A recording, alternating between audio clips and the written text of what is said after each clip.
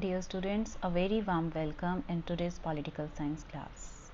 This is the last video of first chapter of political science, that is, what is democracy, why democracy. In today's video, you will learn about the broader meaning of democracy. Before you understand the broader meaning of democracy, you must know what is democracy. And for that, you must be aware that from where the word democracy is derived. So let me tell you that it is derived from Greek word demokratia. Demokratia is composed of two Greek words, that is demos and kratia. Demos means people and kratia means rule. So democracy means rule by people. There are two ways in which people can rule or make laws for themselves. First type is direct democracy, in which all the citizens of the country assemble in a place and directly take part in decision making.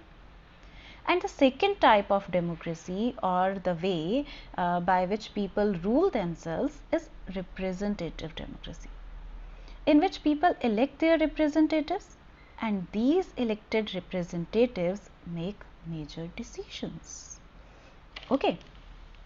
If I ask you out of these two categories about which you have studied in this chapter, you can clearly say that you have studied about representative democracy because it is the most common form in our time. And if we look at the reasons why it has become essential nowadays, why do we need representative democracies? For that, we can give two reasons.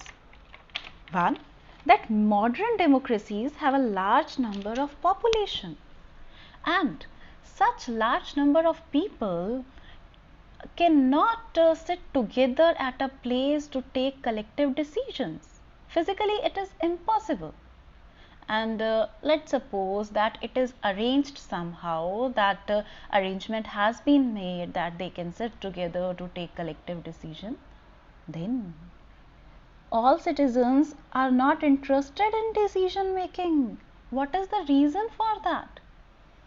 Either they do not have time, they do not have desire, or they are not skillful to take part in all these decisions.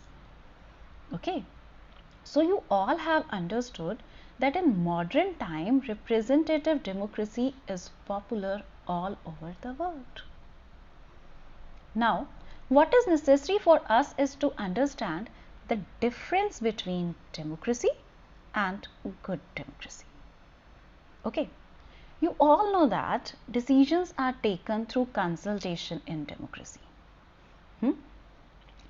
So, with whom this discussion take place, you can say in between ministers and appointed members of executive, or all those who would be affected by that decision, they are also consulted, and their consent is equally important in decision making. When we look at these 2 points, you can easily say if only first example is executed, then only it is a form of democracy. But when along with different elected or appointed officials, consent of those people who will be affected by decision, that is also important, then we can say it is example of good democracy. Okay, so you must have understood what is democracy and how can it become a good democracy. Do you know, sometimes we use the word democracy not to describe any existing government, but to set up an ideal standard that all democracies must aim to be. What are those ideal standards? You can consider them as like, true democracy will come only when no one goes hungry to bed. Means there would be no poverty, food would be provided to everyone, then we can say democracy is there, otherwise not. Or In a democracy, every citizen must be able to play equal role in decision making.